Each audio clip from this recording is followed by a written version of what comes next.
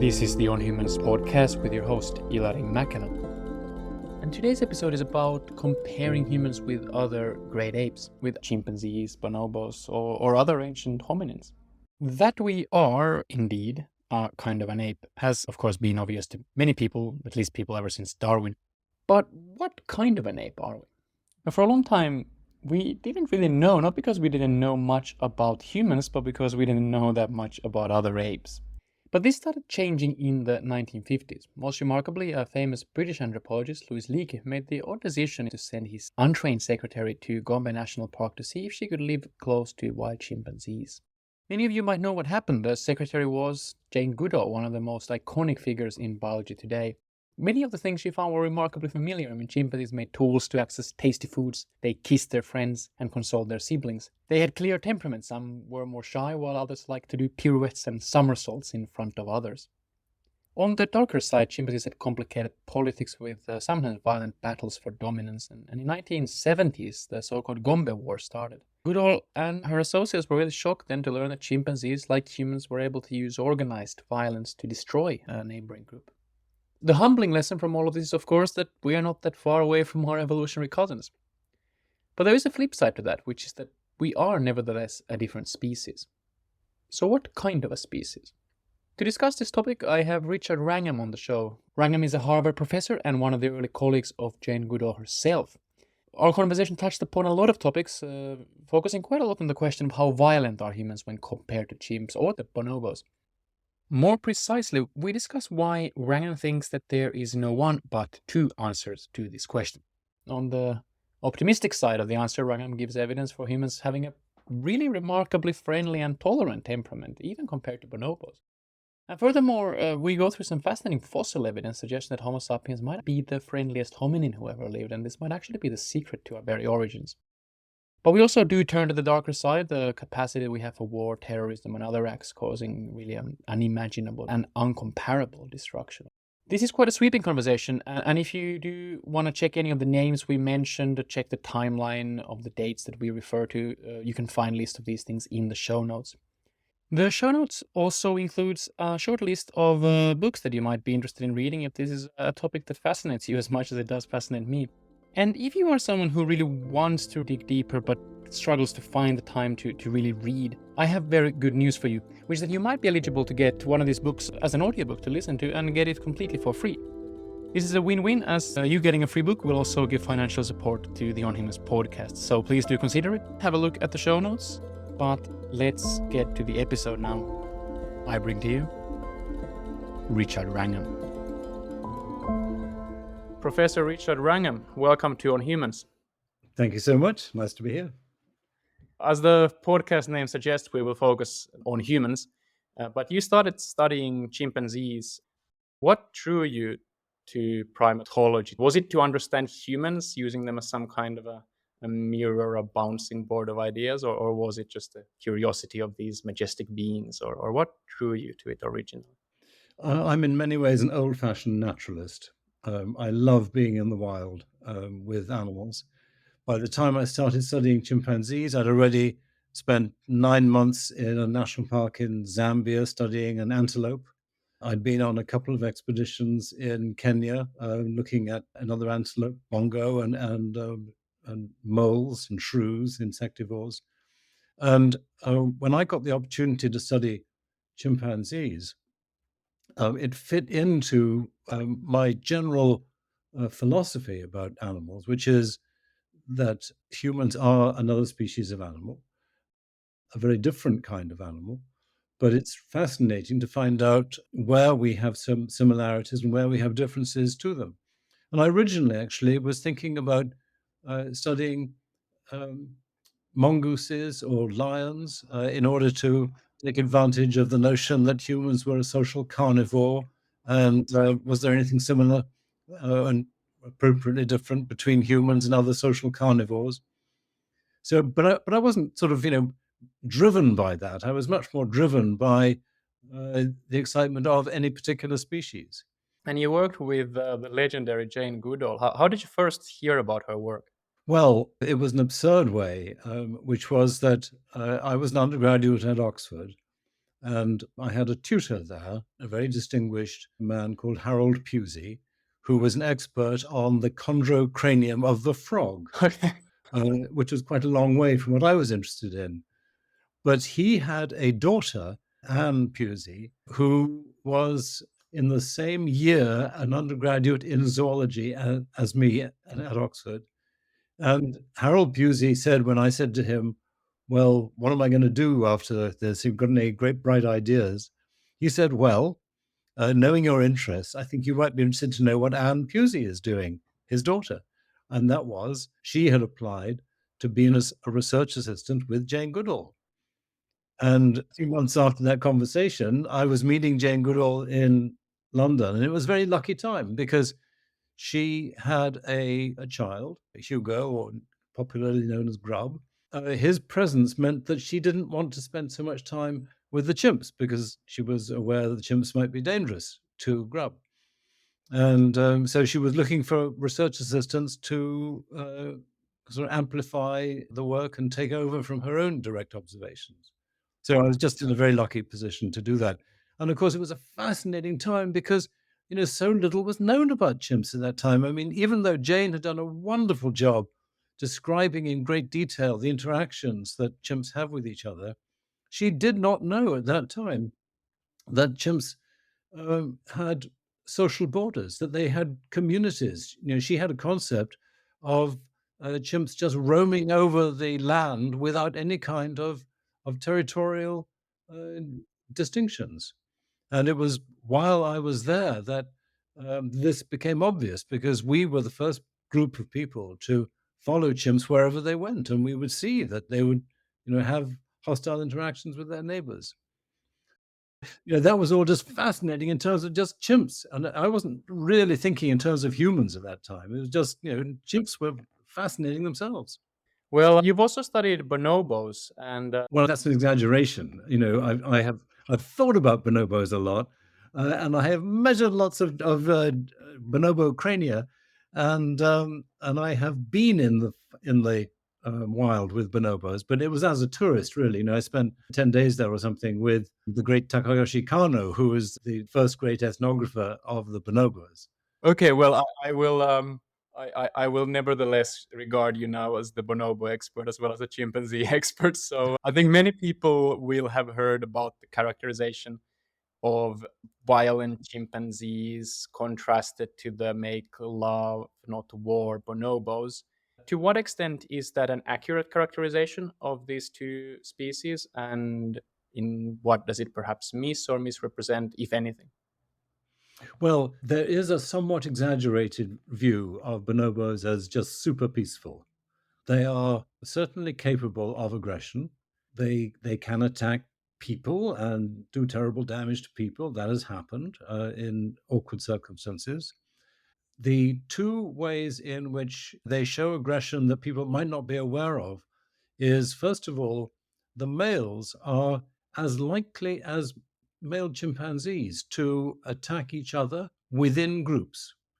If you just tot up the frequency of aggressive episodes among males competing for dominance, then bonobos are proving to be just as aggressive as chimpanzees. If you look at the frequency of injuries resulting from that, we don't know the data yet. And it may be that chimps are more aggressive in that sense. And I wouldn't be surprised because their anatomy shows more adaptation for aggression. The chimpanzee canines are longer and so on. But the other way in which bonobo peacefulness can sometimes be exaggerated is that although they are perfectly capable of having very delightfully cooperative and peaceful intergroup interactions, so with members of neighboring communities. Nevertheless, a significant proportion, somewhere around half of interactions with neighboring communities are aggressive. And so I was very struck by this when I was on my brief visit to bonobos. Well, with the bonobos, and all of a sudden there are bonobo peeps from sort of deep in the forest, and the bonobos we're with go shooting off, and then there's a sort of all sorts of exciting noises, and then they come back, and some of them have got scratches and a little bit of blood and so on. So it brought home the fact that bonobos are are not just make love, not war. But on the other hand, there is this huge difference in some ways, and the most dramatic, I think, is that bonobo males never show sexual coercion towards the females, whereas chimp males do a lot. So that's one thing. And then the other big thing is that there's no record of bonobos killing other bonobos in violent interactions, whereas, of course, there's a lot of evidence of that in chimps. Isn't the third difference something that people like you or your ex-student Brian Hare calls increased social tolerance or friendliness? I remember some fascinating examples. For example, the so-called ball game that I think I learned it from your book that bonobos have this game and chimpanzees. They play this game sometimes. Maybe you can describe the ball game. But bonobos would sometimes play it with, for example, other bonobos from other groups, whereas in chimpanzees it was only within your own group and only the juveniles would play. So there was some kind of increased playfulness, friendliness, something in bonobo adults, right? Well, yes. So the ball game is a game in which males are chasing each other in a small circle, and they're doing it typically rather slowly. Okay. Is it around a tree Yeah, or is exactly. Exaggerated movements around the trunk of a tree is the classic way it happens. But it's kind of amusing that sometimes they do this without the tree being there. It's as if there's a or tree in the middle. Um, and what they're doing is slapping at or trying to reach the testes, the scrotum of the male in front of them. okay. So And that was pretty much what I remembered. Yeah. okay, yeah, and then they're just laughing hilariously as they go. They're they're clearly really enjoying this. Um, and what is dramatic about um, chimps is that this only happens where I shouldn't exaggerate. It's much more likely to happen when there's just lots of food available. Okay. Um, they life is sort of too serious at times. Basically, I think you get the sense that they don't have enough energy to enjoy just spending time, on these extra exercises, as it were. And I suppose with the real answer is we don't know how often bonobos do this compared to chimps when you control for the amount of food available. But the overall pattern is that bonobos do play more than chimps. And you certainly see that in captivity. So, yes, there are a number of ways in which bonobos have tolerant and friendly interactions that are somewhat increased compared to chimps. Do I remember correctly that there is a certain way in which bonobos are more, you could describe them overall as more juvenile? Like they stay more juvenile, they stay more like exhibiting more the kind of behaviors that both of the species would have when they are juvenile into the adulthood. Yes, I mean, if you compare chimps and bonobos at any given age during the juvenile phase, bonobos are more likely to be behaving in ways that chimps did when they were just a bit younger. Hmm. So it's as if the tendency to behave in juvenile ways is prolonged in bonobos. So the distance that they are from their mothers, these juveniles, increases with time, but it increases more slowly in bonobos than it does in chimpanzees. And the probability of play decreases, well, it reaches a peak in juvenile period and then decreases in chimps. And that peak is later and the decline is slower in bonobos. There is a famous point made by Sarah Hardy about how you couldn't possibly put 100 chimpanzees into a small space like an airplane and expect there not to be many fights in the next couple of hours of a transatlantic fight. What about bonobos?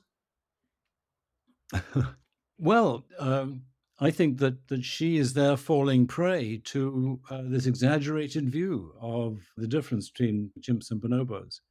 Oh, I'm not sure she made a reference to bonobos. I think she contrasted chimps and humans actually. Oh, yeah, I think you're right. Yes. So we won't accuse her of making that mistake. But if somebody did say that bonobos were in a an aeroplane and would be much less likely to get involved in spats of one kind or another, I think they would be wrong. And I've got to be careful here because there is, I have in the past myself looked at the evidence for rates of aggression among male bonobos compared to male chimpanzees and detected that there was some similarity. But this has been looked at much more carefully and directly now by Martin Serbeck and Mike Wilson and his student, somebody whose name I can't remember, and they are finding that male bonobos are fighting with each other as frequently as male chimps are. Hmm. Hmm. Possibly not as violently because we've never seen a kill. That's right. Okay. Okay. That's right. Okay. So it's a little bit more complicated situation than has been understood to date. Yeah. Well, thank you for the wonderful tour of the most up to date research. I mean, then I guess we can then approach the topic of humans. And already, as I already kind of, I guess, hinted in the earlier Sarah Hardy point, there is something um, nice to be said about humans in our capacity to be in that air hundred of us. I mean, this kind of banality of goodness almost in which you can pack a lot of us together and no spats necessarily emerge. Sometimes they do, but not as often. And you have some data on this. On the other hand, we are capable of really horrifying violence on a mass scale, and I guess this is the kind of paradox that you are referring to in your book title, The Goodness Paradox. Um, could you talk a little bit about that? Well, yes, and I mean, let's go back to that aeroplane. So we can say that there would be a big difference between humans and chimps because in this aeroplane with lots of individuals of one species or the other, it's not very likely that humans are going to get involved in fights and give them a little alcohol. They sometimes do, and the airplanes have to deal with that. Um, but at the same time, look what happens in terms of planned aggression as opposed to people just losing their temper. In order to feel safe, have to put every single passenger on the plane through security checks because we're worried that some people might be planning aggression. So, yeah, this draws attention to the difference between proactive and reactive aggression. Reactive aggression is the type of aggression where you fight before you think. It's impulsive. It is the result of feeling suddenly threatened by somebody who insults your mother or um, looks fierce in terms of possibly competing with you over, an alcoholic drink or something more serious. Proactive aggression is planned, is not necessarily associated with any kind of strong emotions, but just very deliberate aggression that plots violence. And humans are notably reduced compared to chimpanzees in their propensity for reactive aggression. And I guess you bonobos, if what you said earlier And holds. even compared to bonobos, absolutely. That's right. So we're reduced in reactive aggression compared to chimpanzees, and we are not particularly reduced at all in terms of proactive aggression. In fact, in terms of proactive aggression, if you take something like the probability of dying from proactive aggression in intergroup violence, then in some ways it's rather similar between chimpanzees and humans. Let's return to proactive, strategic, this kind of cold aggression and violence later on. But let's focus first on this view of reduced reactive aggression, reduced impulsive, hot violence in humans. Two things. One is, how would you convince a skeptic who says, well, no, I mean, I've seen fights broke out in an airplane. I work as a bartender. I see things. I mean, do you have data? Do you have how would you make this point to someone who is not immediately convinced that aha, of course we are reduced in our reactive aggression? Well, it's not easy finding data, amazingly, on the frequency of fighting in humans. And of course, there's going to be lots of variation in different social contexts. The uh, comparison that I have relied on so far involves hunters and gatherers. So, two little examples. In 43 years of working with the Ache hunter-gatherers of Paraguay, Kim Hill has never seen a reactive fight. Really? Yeah.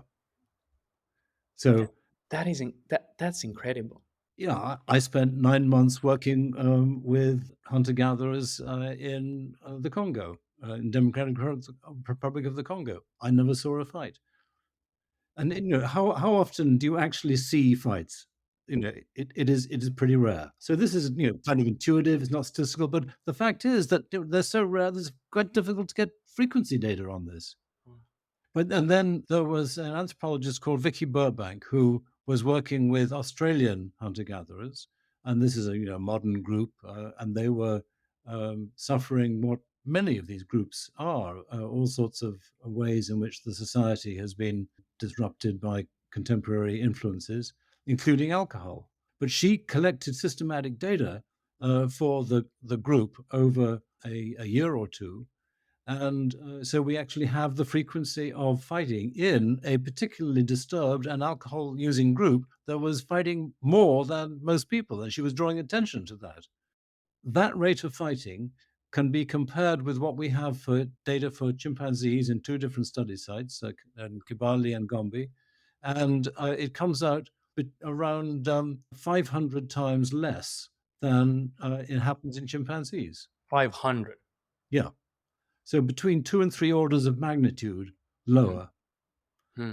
So, as I say, we don't have fantastic data, but I think people just are not appreciative of the fact that if you go out and are walking with chimpanzees in a day, you are quite likely to see one chimpanzee beating up another one. If you go out with humans on an average day, you're not likely to see that. Yeah. Yeah. That's really fascinating.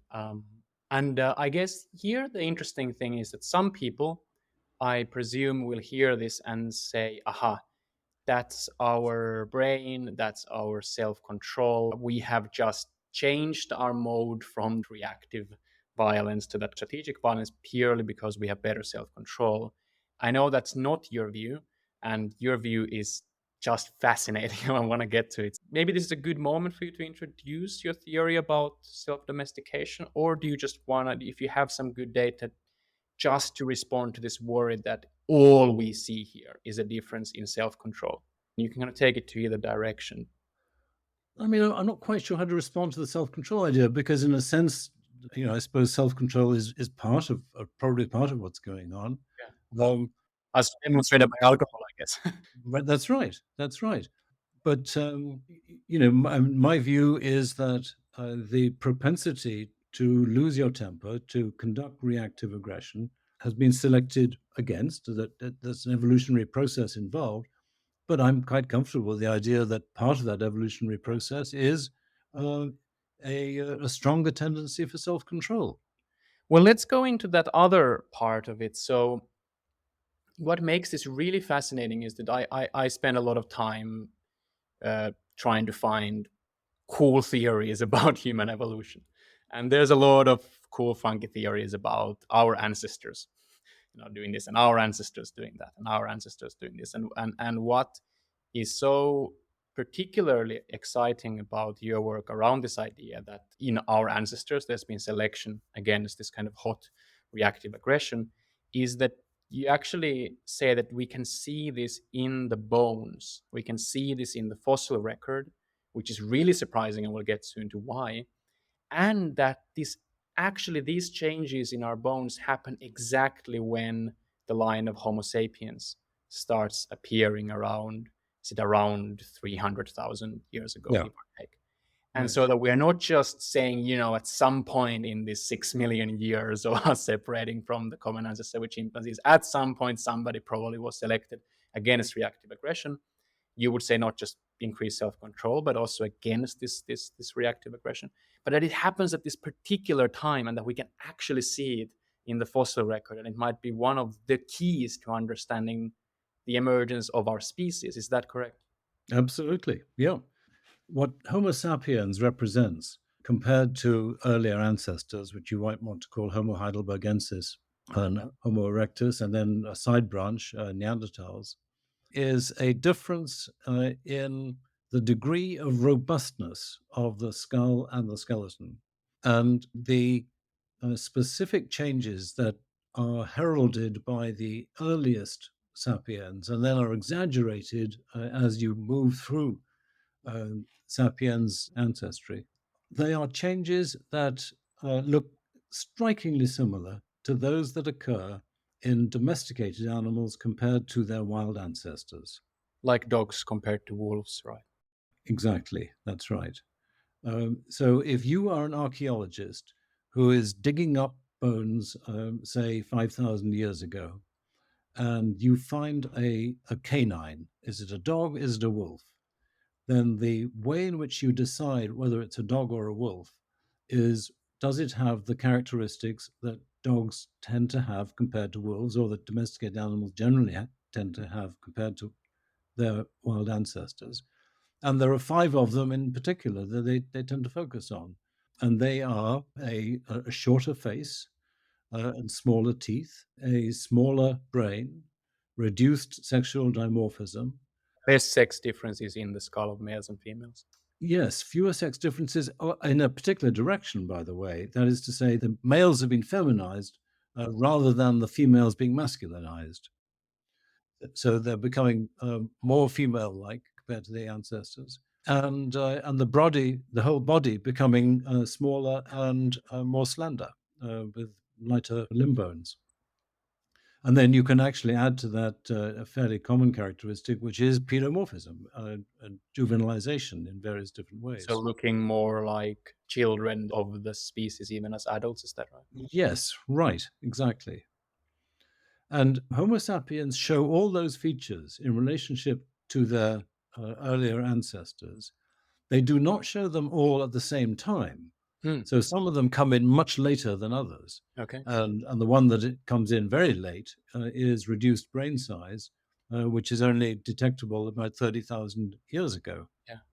Which is really curious, somewhat counterintuitive, but I have heard you say that we shouldn't mistake this necessarily for reduced intelligence, that in domestication you probably don't lose intelligence while you do lose brain size, which is, I guess, a bit of a puzzle. Right. That's right. And I think it's kind of a fascinating puzzle. And it Yeah. leads on to, thinking about what it means in general to have these differences in brain size within species and in very closely related species. And what I'm impressed by is the fact that you get species in which the males have slightly bigger brains than females in relationship to body size. Humans are one of them. And of course, that tends to make everybody bristle because it makes it sound as though you're saying that males are biologically given to being more intelligent than females. But I don't think that's right. Uh, my impression is that the uh, tests of intelligence show no difference between males and females on average.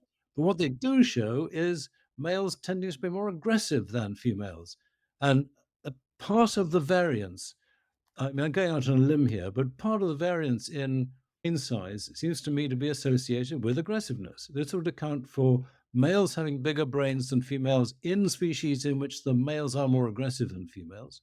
And it would account for the reduction in brain size when you get action against reactive aggression, as you do in the domesticated animals compared to the wild animals. And that's the key. That's a really key point, I guess we should return to soon, is this idea that what domestication is not picking up this thing and that thing that people might like about animals, but they're specifically selecting against reactive aggression.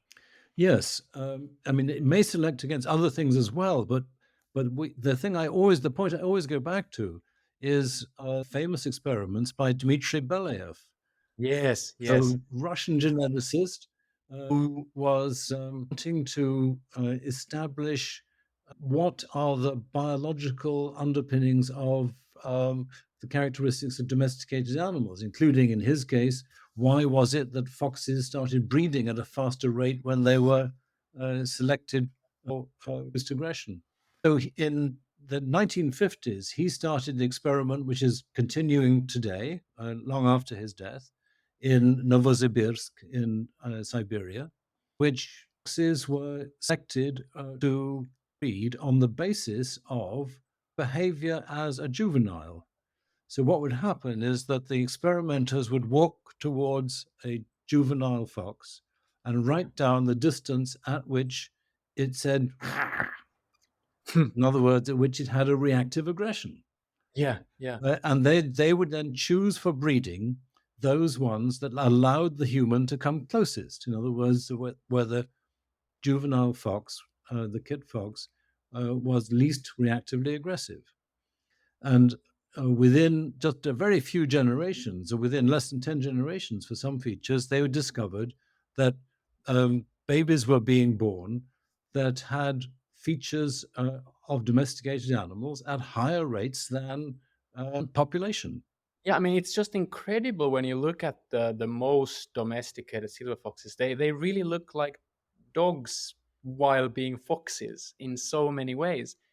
And I remember I read there's a really fascinating book about this. Just to all listeners, I highly recommend if they're interested in this experiment, How to Tame a Fox, by Lyudmila Trut, who was, I think she was always kind of the hands-on experimenter with Dmitry Belyaev being the Yes, right. She's still alive. I mean, she's sort of blind in her 90s, but she's still there producing stuff.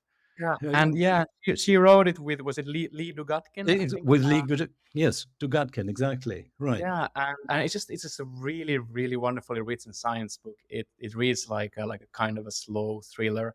And what I also learned from this is, by the way, this wasn't just a great experiment scientifically. It was a very courageous experiment because Belyaev's brother was executed, right, by By Stalin, yes. yeah, because doing genetics was doing bourgeois science.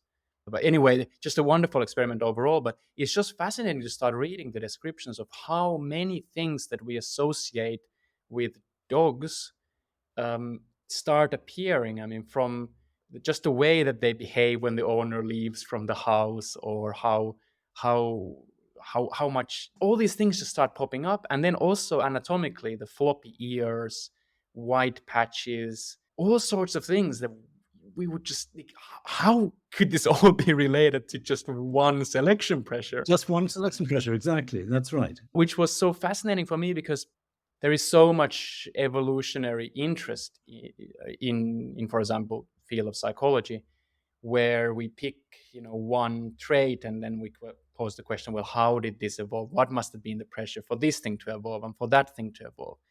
And then here we have just this whole suite of traits coming from this one simple selection pressure, something we could never have guessed from this kind of armchair evolutionary thinking. Right. And it's just such a fascinating experiment, like as a story, as a genetics experiment, and as a kind of cautious reminder of how unpredictable, I guess, evolution can be. Yes, it produces incidental consequences that if you try and work out an adaptive story for them, you're going to be wrong.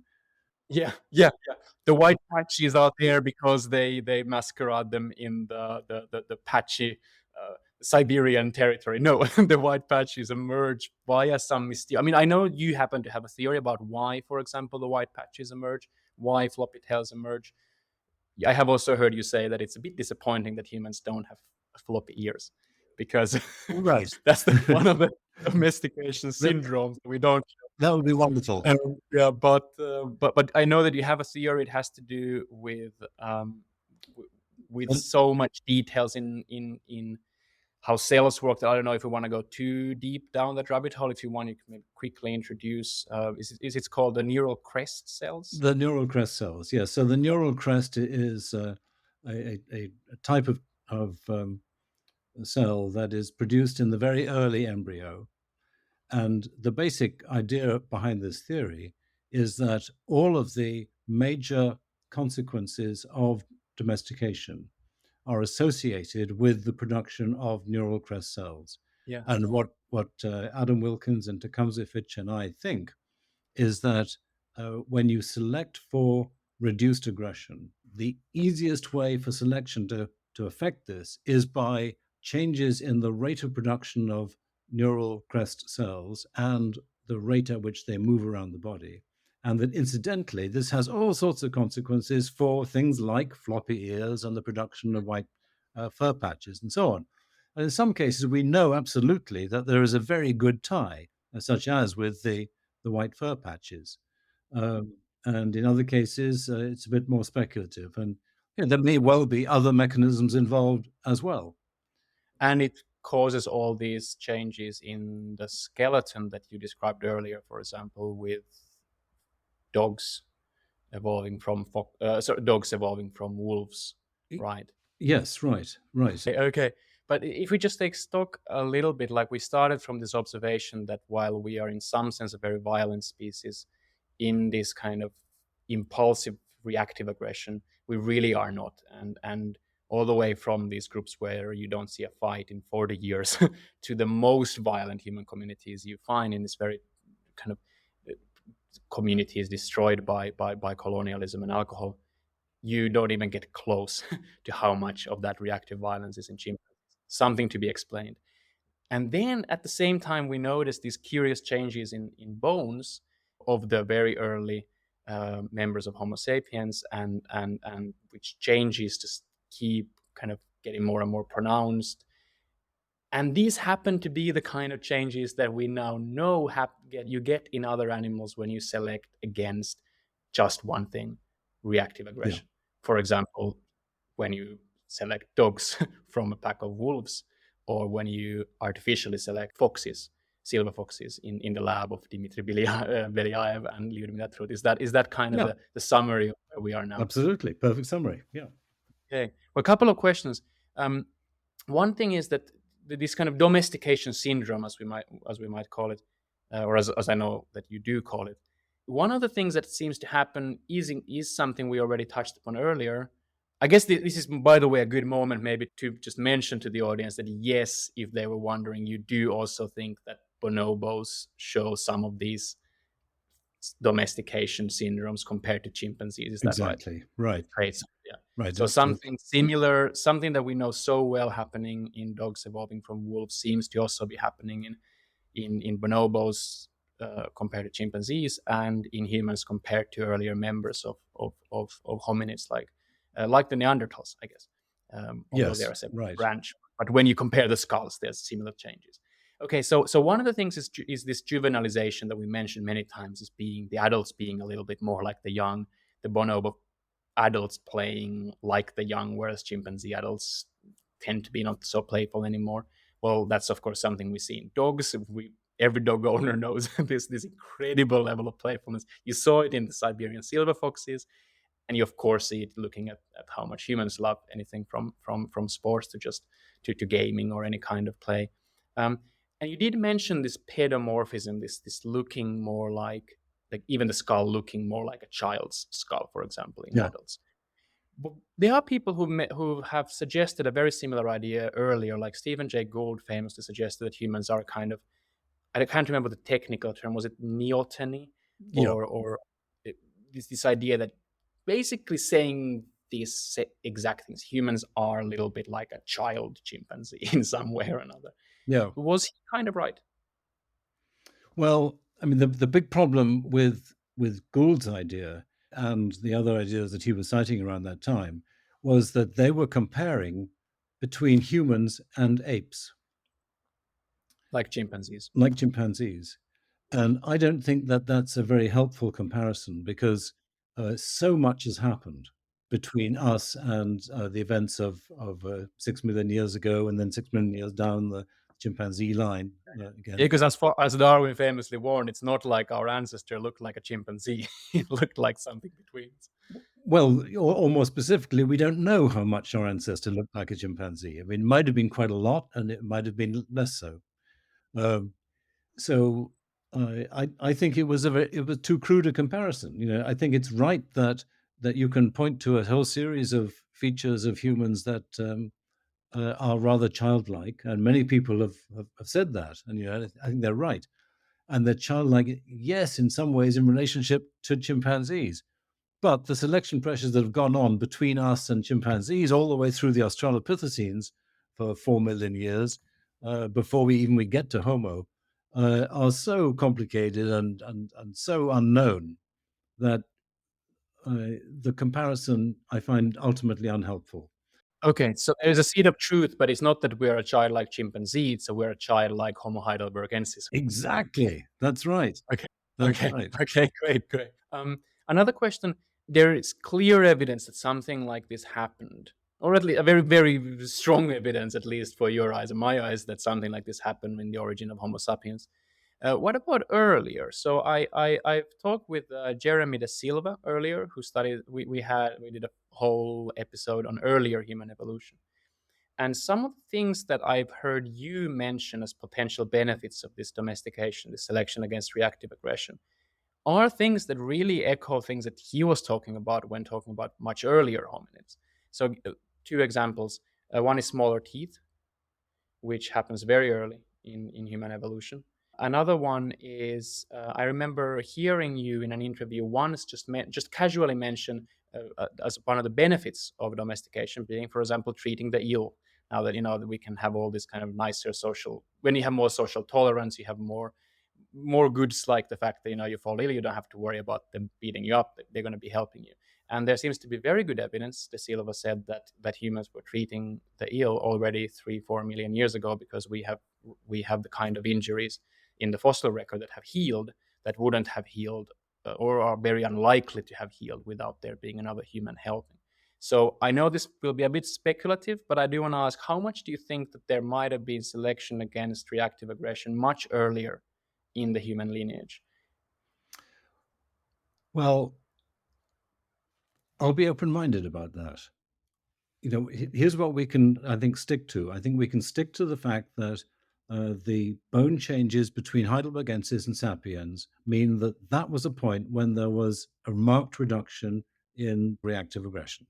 Now, what happened earlier? Well, maybe.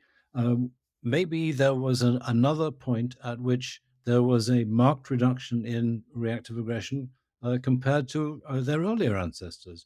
And the obvious point for thinking about that would be the origin of the genus Homo, particularly with Homo erectus, which I regard as the first true member of the genus Homo, because what people call Homo habilis prior to Homo erectus um, may prove, as we discover more about it, to be not really appropriately called Homo, because it's got so many features of Australopithecines.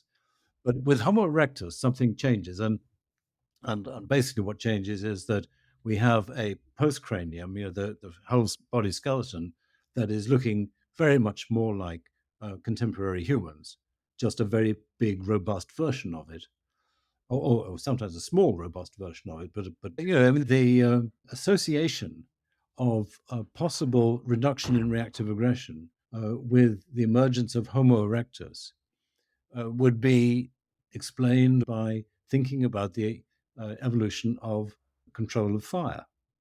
Because I have argued, and I think quite a lot of people find it persuasive, although it's the archaeological evidence is still not nearly satisfactory enough, that Homo erectus is the time at which you got the evolution of the control of fire and therefore cooking, and that means that they had much more energy available for a given amount of food, which meant that they could have smaller guts and supply more energy to their brains.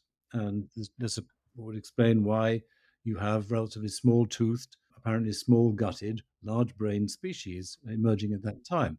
Well, if you have all that, then you have a new kind of social system around the fire. And it's easy to imagine that Australopithecines would have been more given to reactive aggression than Homo erectus, so that we have a two-phase reduction in reactive aggression. What would happen around the fire selecting against reactive aggression? Well, I don't think anyone's got a sort of really nice model exactly. Oh, we can speculate as much as you want, though. Yeah, the basic idea is that around the fire there would be selection in favor of individuals who are relatively tolerant with each other, because those who repeatedly get into fights are going to break up the fire, the food's going to be wasted. This is an obvious time when food sharing should be on the increase.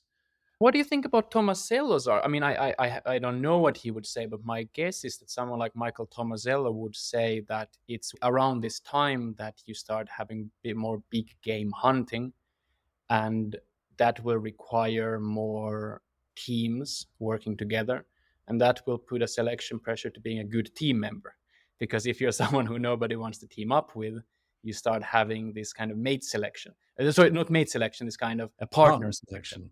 Yeah, Yeah. where you don't, not the classic sexual selection, but similar dynamics in team building. What do you think? Would that be a possible explanation? Well, something along those lines, might work. The difficulty, I think, is that you always have to worry about why there was not the capacity of an alpha male to dominate others in a way that undermines the value of cooperation. So specifically, two individuals have the tendency to be very tolerant of each other and to cooperate in hunting meat, and as a result, they bring more meat back to the fire. Or females bring more roots back to the fire, or maybe females bring more meat. Who knows? But then, what about the alpha male who is individually capable of defeating all of the others in one on one physical fights and therefore can take the food? And this is what happens, after all, in all primates. Humans are unique in not having an alpha male in our groups. Followers of contemporary politics might say, wait a minute, there are all sorts of alpha males. Yes. But those, what we laughingly call alpha males in humans, are not the same as alpha males in primates, because alpha males in primates are individuals who, regardless of their alliances, can just take whatever they want. So the difficulty with the kind of partner selection that Tomasello advocates, and I think he often advocates for it happening a bit later, about 400,000 years ago. Oh yeah, I wasn't just putting an idea to another place where. Got it. Yes, no, fair enough. But the great difficulty is, how do you explain the constraints on the bullies? How about weapons? If, as a group, once you start having spears and you throw rocks, you cannot just rise to the top as an individual because the group is always stronger than you. Well, yes. I mean, people often talk about weapons as somehow leveling the playing field in this way. I don't think people have really got a satisfactory way of saying why it is that the weapons should benefit the submissive, the sub elite individuals more than the elite. I guess the idea that I've heard some people say is that, well, it's because you can encircle people. Nobody has to take the first punch. You can kind of, as a group, it's easier to contain a bully when you have weapons because you don't have to be the one courageous person who charges forward and gets the first punch and is put down by the alpha. And then the second one comes, and only the third one is able to then get the tired alpha down. But you can all kind of, you know, I'm envisioning this kind of literal encirclement and perhaps something literal, perhaps something less literal, but something like that. You're still not quite convinced that that plays a role? Or would you say that this does play a role, but much later? That Yes, this I is mean, what's the. that's the model that I have for what happened 300,000 years ago. Yeah, well, let's go to that because that's also a great way to bring back this lurking point, lurking in the shadows. That although we have this wonderful reduction in reactive aggressions, that Brian Hare calls the survival of the friendliest in this wonderful line, we also do have, you argue, a very high chimpanzee-like proclivity, tendency, capacity for strategic violence, and perhaps ironically, you suggest that they're actually linked, right? It is this capacity for strategic violence that actually was the reason that friendliness was selected for. Is that right? Yes, absolutely. I mean, if we look, as Christopher Boehm so very carefully did, at all the ethnographies of hunters and gatherers, then what you find is that it's not absolutely true that you never have an alpha male, because over a period of a few weeks, you sometimes get in these basically leaderless groups Mm. some individual who tries to impose himself on everybody else. Always him. We're talking about men. Yeah. And when that happens, there are various sort of standard social techniques for trying to persuade them to stop being such an idiot. And those don't normally work. And he might be responsible for some deaths. He might be responsible for just taking someone's wife by force. He might be responsible for all sorts of patterns of violence that are incredibly irritating to everybody else. And in the end, he gets executed. And it turns out that execution is a worldwide pattern in all societies, and it is ultimately the only way that violence has been able to be controlled until the relatively recent invention of prisons. And if you cannot control violence, then what you are left with is an alpha male who dominates others by brute force. And that is what happens in every other primate. We are the only ones who are capable of controlling violence, and we control it through what you've been calling strategic violence, what I call proactive aggression, which is this planned, premeditated type of aggression that is sometimes used by animals in hunting and sometimes used to kill members of your own species. And just like human hunting has been collective, poem stories tend to be very collective. It's an alliance, and it's sometimes isn't it often the relatives, he says, who in the best scenario end up doing the kill because that is signaling to everyone. That's right. Yes, yes. And so execution in small scale societies is well worked out as to how to conduct it so as to minimize the risk of a whole series of knock on revenges. So what the theory in short is that we shouldn't think about violence or aggression on one scale. We should think about two different things. We should think about this reactive, hot, impulsive aggression, and then this more strategic, cold, proactive forms of aggression. Humans show these remarkable traits of having had a lot of, like our species being really formed apparently by selection against reactive, hot aggression. And you have your theory following Christopher Bohm about how this happens. Other people have other theories, so but I guess the mechanism is still in a way secondary. We have those bones. we can really see that something like this happened, whether it's your and Bohm's story or some other story. For example, mate choice, people wanting to mate with docile and friendly others. But we can put that aside. On the other hand, this has not reduced our capacity for strategic, proactive violence and aggression. Actually, it was the proactive violence that made it even possible in your story. Yes. Well, if that is the situation where we're in, then one question is, what is the mechanism? Because you've written a wonderful paper about this with my friend Amar Sarkar, about the hormones, neurotransmitters, etc., associated with reactive and proactive aggression. And what we would want to find from that kind of a paper is this completely neat two columns where the reactive aggression, these hormones, proactive aggression, those hormones, and completely separated. And then you can select against one without selecting against the other. Well, I didn't find those neat columns in the paper. It's a wonderful paper and it's an incredibly important paper, but it's very messy, and these don't seem to be easy to tease apart. And for example, testosterone is something that you have repeatedly in your writings discussed as something linked to reactive aggression. Well, I was very curious to see what are all the associations with testosterone. I read the paper carefully on the testosterone section, and it seems to be also associated with strategic alliance building and all very much the kind of things that we're discussing.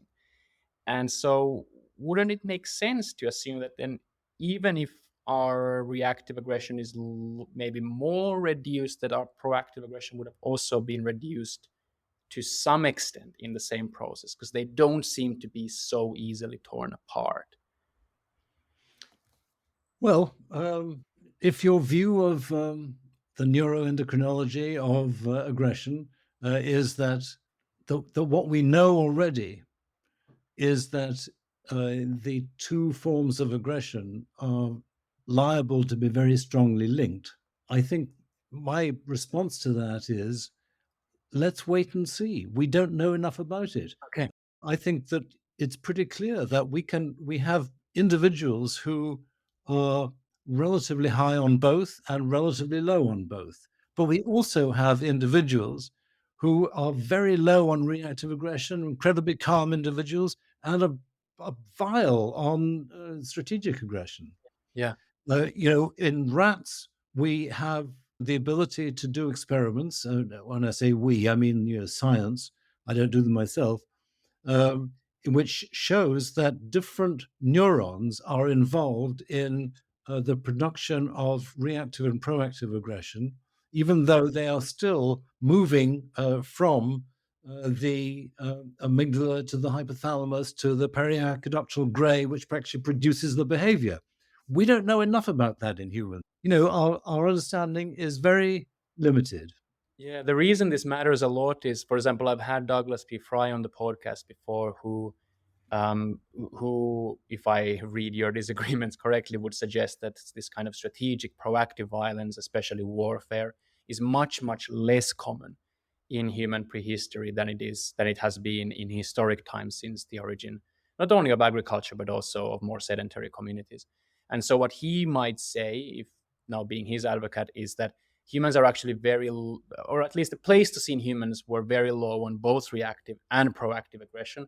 Yes, we have a capacity for proactive aggression. It's been brought up by by all sorts of social reasons, from settling down to this and that. That's a secondary story. But that actually probably what was happening was that our tendencies, our proclivities are actually quite low on both of these. And unfortunately, we have a lot of wars in history, but that's a different story. I know you don't quite agree with that, and I know we don't have quite enough time to go into all of the details. But for those of the listeners who did listen, for example, in my interview with Douglas Fry, what would be your quick kind of summary of where you think his approach goes wrong?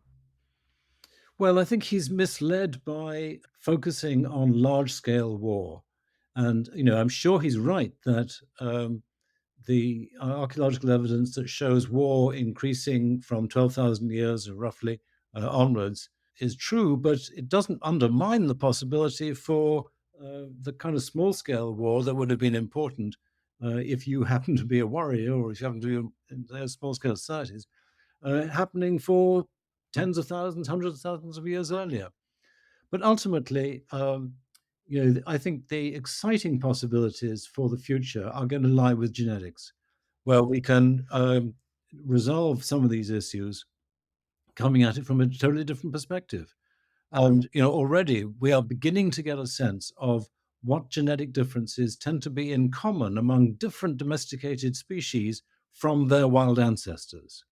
So, you can talk about domestication genes, and it's still early days, but nevertheless, they are showing that humans do have domestication genes in relationship to the best available model, which is Neanderthals.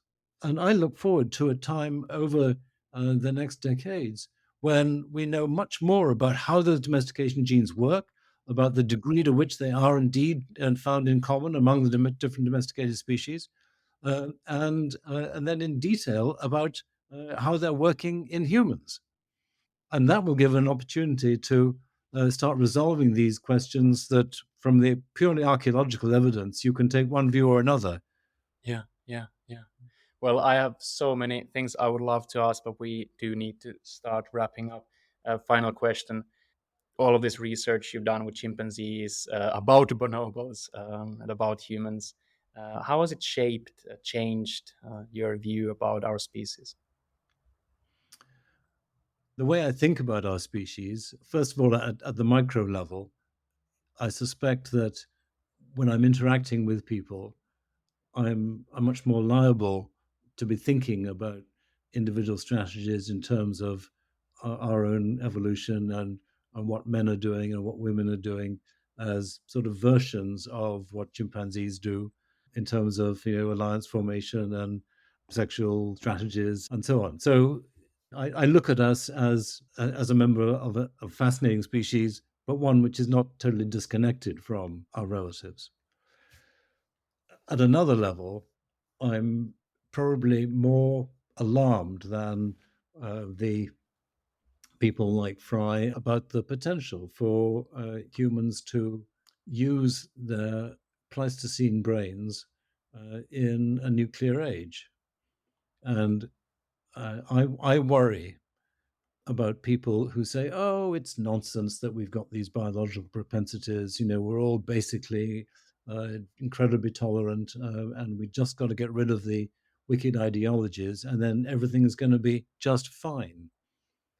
I look at what happens when a society falls apart, when Gaddafi, the repressive, autocratic, violent ruler of Libya, gets killed, and then what happens? Do we fall into a wonderful world of everyone being tolerant and nice to each other? Well, absolutely not. You get small groups of men forming militias who go around being violent in a different way, and that fits into a worldview of mine, which is that the way in which we should think about humans as a species is to think of us as extremely vulnerable to having our males forming gangs that are fundamentally selfish and violent in their tendencies, and that therefore we should never forget the value of the social institutions that we have built up over the many years, because they are designed to do something.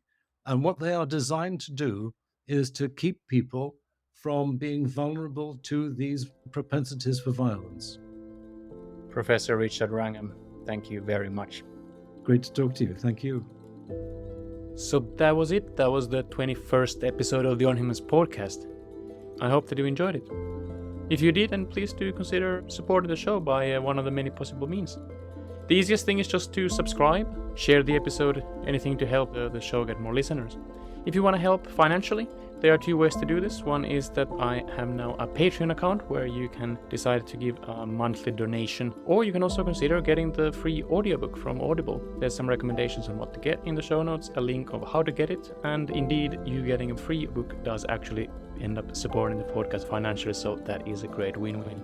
Anyway, I hope that you decide to tune in next time. Until then, take care.